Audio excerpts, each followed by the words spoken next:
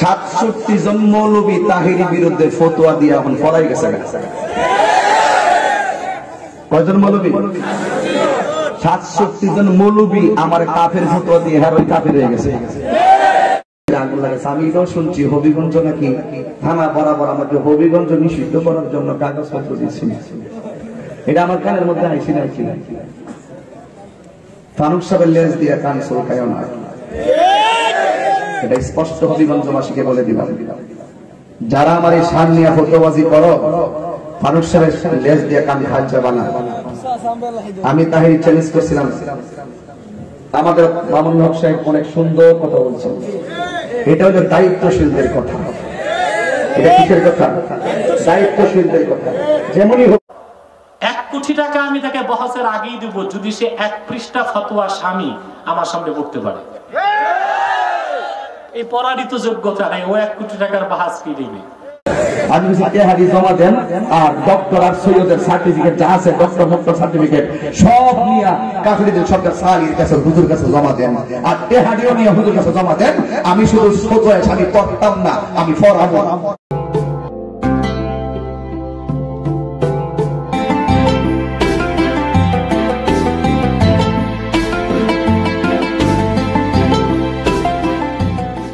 দেখা যায় এখন ইদানিং এমন এক অবস্থা তৈরি হয়েছে, যে কোনো প্রোগ্রামটা করলেই হয়তো বক্তা আর না হয় কমিটি, এই দুইটা মানুষের উপর একটা চাপ প্রয়োগ হয় অনলাইনের মাধ্যমে।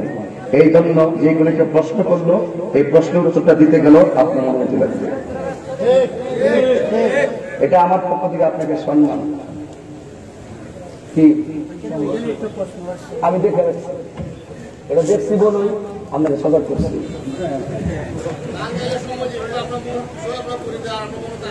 বাজার সামনা এটা না, এটা বাবারে, এটা আমি যেটা বলছিলাম এটা শান, এটাই ঈমান। 2 লাইন ছন্দের ভিতরে 2 ঘন্টার ওয়াজের টাইম পাওয়া যায়। বাবা তাহিরি কঠিন ভাষায় ওয়াজ করে না, তাহিরি মনের ভাষায় ওয়াজ করে। কঠিন ভাষায় ওয়াজ করলে কোরআন শুনলে বলে আর তাহাকি করলো বলে সিগাটিকা সেটিং করলাম বলে একটু পরে দেখলে সব উঠে গেছে। ঠিক কিনা? 67 জন হুজুর মিল্লা 67 জন মৌলবী তাহিরি বিরুদ্ধে ফতোয়া দিয়ে এখন পলাই গেছে। কয়জন মৌলবী? 67 জন মৌলবী আমার কাফের ফতোয়া দিয়ে ওই কাফের হয়ে গেছে। কথা কি বুঝাইতে পারছি? কথা বুঝাইতে পারছি? এই জন্য আমি বুঝাইতে চাই কোনটা শান আর কোনটা গান। শান ওই যে ঈমান, কিছু মুনাফিক আছে আমার সমাজে, এই মুনাফিকরা সবচেয়ে বড় ভয়ঙ্কর জিনিস। কথা কোন ঠিক না বেটি? আল্লাহু আকবার। যে কথাটা বলতে চেয়েছিলাম, ইদানিং একটা কথা আমাকে স্টেজে আসার পরও একজন বলছেন যে হুজুর আপনার বিষয়ে অনেক ধরনের আনাগোনা হয় এলাকায়, আর আনাগোনা হওয়ার পরে কিন্তু আমি হবিগঞ্জে আসি নাই, এই প্রথম কিন্তু আসছি। আমার ব্যাপারে আনাগোনা হয়, আমাকে একই যুগে অনেক উলামায়ে কেরাম আমাকে মুশরিকের ফতোয়া দিয়েছে, কাফের ফতোয়া দিয়েছে। কিসের কারণে? আমি একটা খাজা গরিবে নওয়াজের শান নিয়েছিলাম, এই কারণে। আল্লাহর দন রাসূলকে দিয়ে গেলেন, আল্লাহ গায়েব হয়ে রাসূলের দন খাজা পায়া শুয়ে আছে আজমিরে, কেউ ফিরে না খালি হাতে, খাজা তোমার। এটা কি নতুন গান না পুরান গান? কয় বছর আগের গান? তো তাহিরি বেলা ফতোয়া কি লাগে? হেরা কি তাদের দোলাবাই লাগে? হ্যাঁ, তাহিরি বেলা ফতোয়া কেন? সারা বছর যেটা চলতেছে শুধুমাত্র তাহিরি বিরুদ্ধে ফতোয়া দিবা?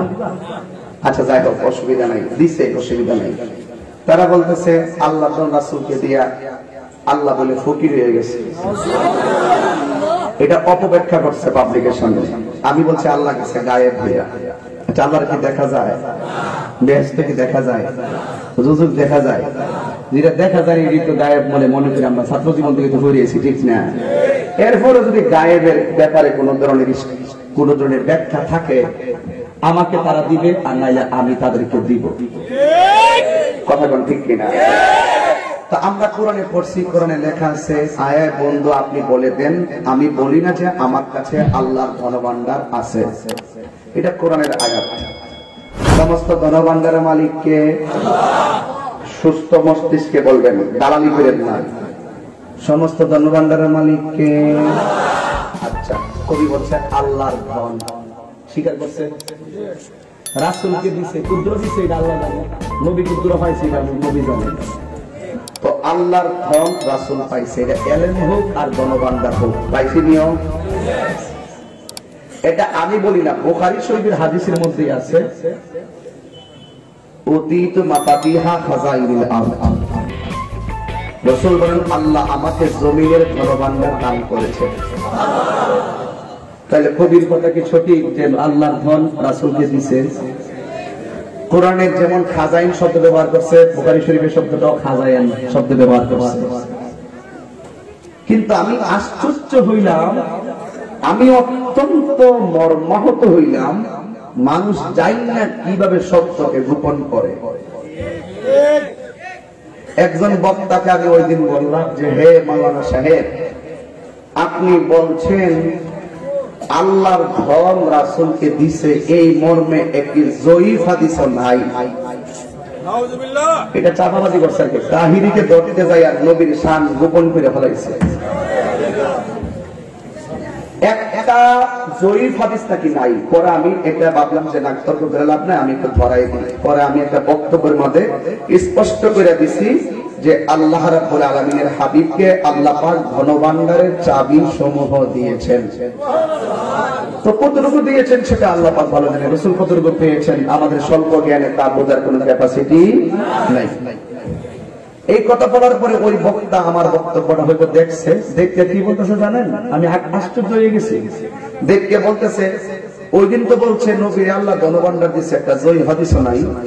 আর আমার বক্তব্যটা দেখার পরে বলতেছে আল্লাহ 40,000 এরকম জগৎ আছে, এর মধ্যে শুধু জমিনের ধনভাণ্ডারটা দিছে আর অন্য কিছুর ধনভাণ্ডার দিছে না। আমি অবাক হয়ে গেলাম, ওনার নামের আগে আবার মুহাদ্দিস আছে, অথচ স্পষ্ট আছে আল্লাহর হাবিবকে আল্লাহ পাক আকাশের ধনভাণ্ডার দান করছে। স্পষ্ট সহিহ হাদিস।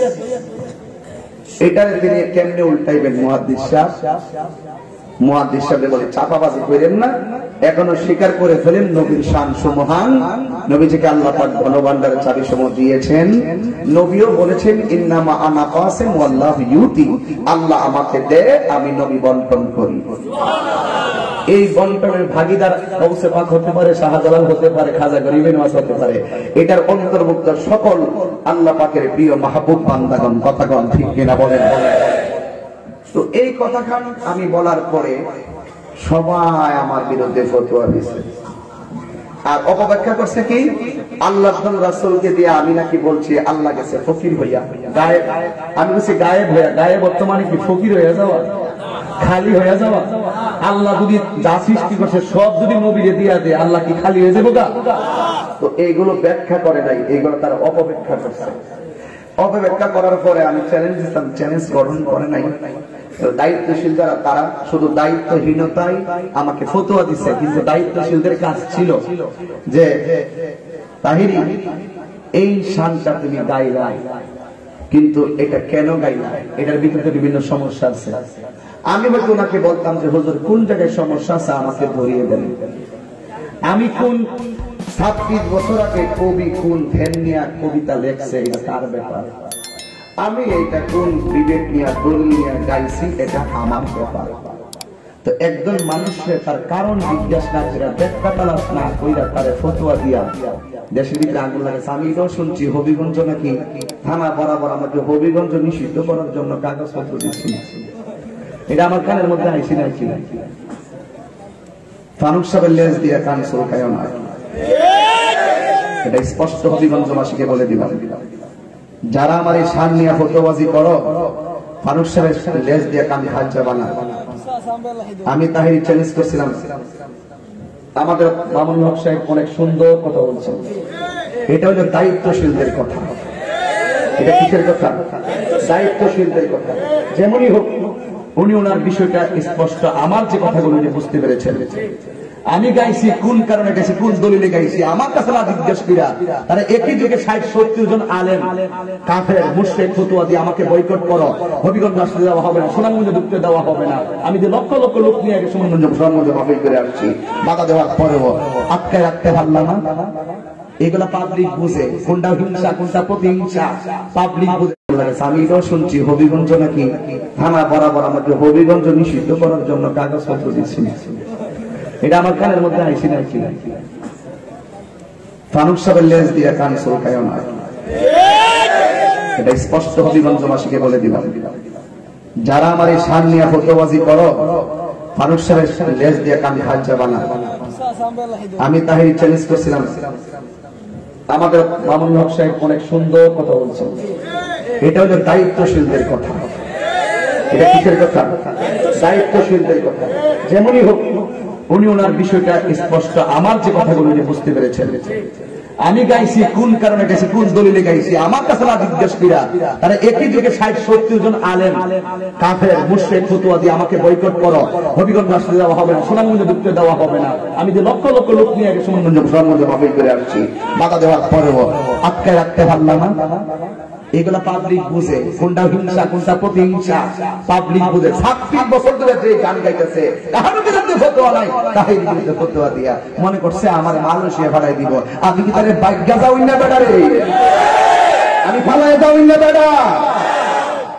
এখন আমি চ্যালেঞ্জ করছি একটা, আমার আবার উল্টা করে আরেকটা, যদি ফতোয়া সামনে 1 পৃষ্ঠা পড়তে পারি আমারে বলে 1 কোটি টাকা দিব। তা আমিও সুন্দর করে চ্যালেঞ্জ গ্রহণ করছি। এখন দেখি যার খবর নাই, আড়াই গেছে। আমি হারি জমা দেন, আর ডক্টর আর সৈয়দের সার্টিফিকেট আছে, ডক্টর সার্টিফিকেট সব নিয়ে কাফিরদের সরকার সালির কাছে হুজুর কাছে জমা দেন, আর তেহারিও নিয়ে হুজুর কাছে জমা দেন। আমি শুধু ফতোয়া আমি পড়তাম না, আমি পড়াবো।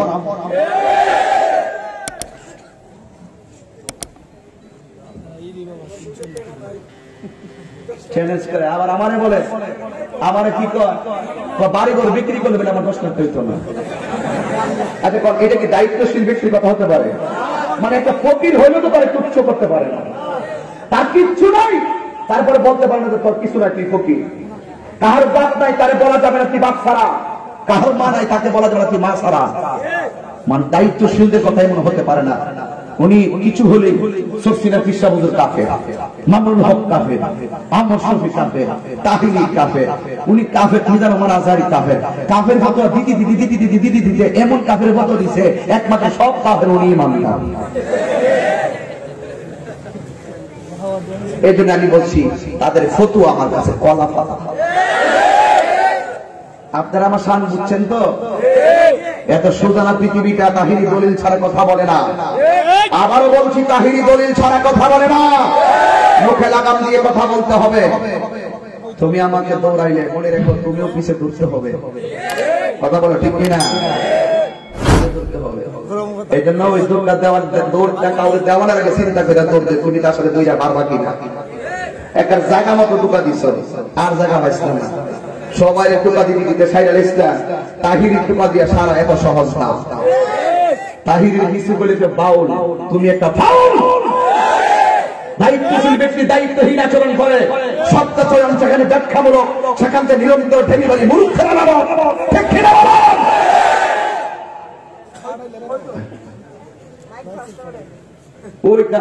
আমি চ্যালেঞ্জ করলাম, ছাত্র চ্যালেঞ্জ গ্রহণ করছে। ছাত্র যেই ছাত্রের কোনো সার্টিফিকেট বেয়াদব ছাত্র, যেগুলো লেঙ্গিয়ে সাথে নষ্ট। এদের আমি বলছি, যে ব্যক্তি স্নেহ করতে জানে না সে সম্মান পাওয়ার অধিকার রাখে না। যেমনই হোক দায়িত্বশীলদের কথা হবে দায়িত্বশীলদের মতো। আমি আবারও বলছি, আমি কোন ধ্যানে জ্ঞানে আমি শান গাইছিলাম, তারা আমাকে অন্তত পক্ষে যারা আমাকে ফটো দিচ্ছে তাদের মধ্যে আমাদের সুন্নি লেভেলদারি যারা ছিল তাদের অনেকে আমার সঙ্গে সুসম্পর্ক ছিল। তারা আমাকে বললো হতো যে তুমি এটা কোন ব্যাখ্যায় গাইছো, আমি আমার ব্যাখ্যা দিতাম। যদি আমার ব্যাখ্যাটা কোরআন সুন্নাহর বাহিরে হইতো আমি প্রয়োজন আমার বক্তব্য উদ্ধ করে নিতাম। কথা কোন ঠিক কিনা বলেন? এটাই তো সত্যিকার ইসলাম প্রেমীদের আমানত। একটা মানুষের চাষে বাসায় নাই, এই তোমার বউ একবার বউ ছেড়ে দিচ্ছে, কি কিছু জামাই দিচ্ছে 3 তালা, কারে কিছু বউ রেখো চালাক হয়ে গেছে। ফতুয়া চালাইছে আরে তাকে বলতে হবে তুমি কি বলছো, হ্যাঁ বলছি, এই তুমি শুনছো, শুনছি, এই সাক্ষী কেডা আছে আসো লিখিত দাও, তারপরে ফতুয়া দাও। এটা হলো দায়িত্বশীলদের কাজ। আজকে তাহিরির বিরুদ্ধে একটা হিউমার চলছে, এখন সব শোনাই গেছে।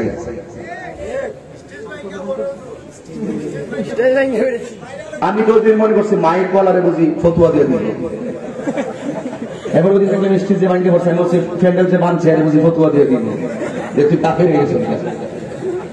এগুলো বন্ধ করেন, সম্মানটা ধরে রাখেন। ময়দানে সব আলেমদের প্রয়োজন আছে, কথা কোন ঠিক না বেঠি? ফতুয়াবাজি বন্ধ করতে হবে, ফতুয়াবাজি করবেন না। আমি বলতে চেয়েছিলাম, সরি আমি আর থাকতে পারতেছি না।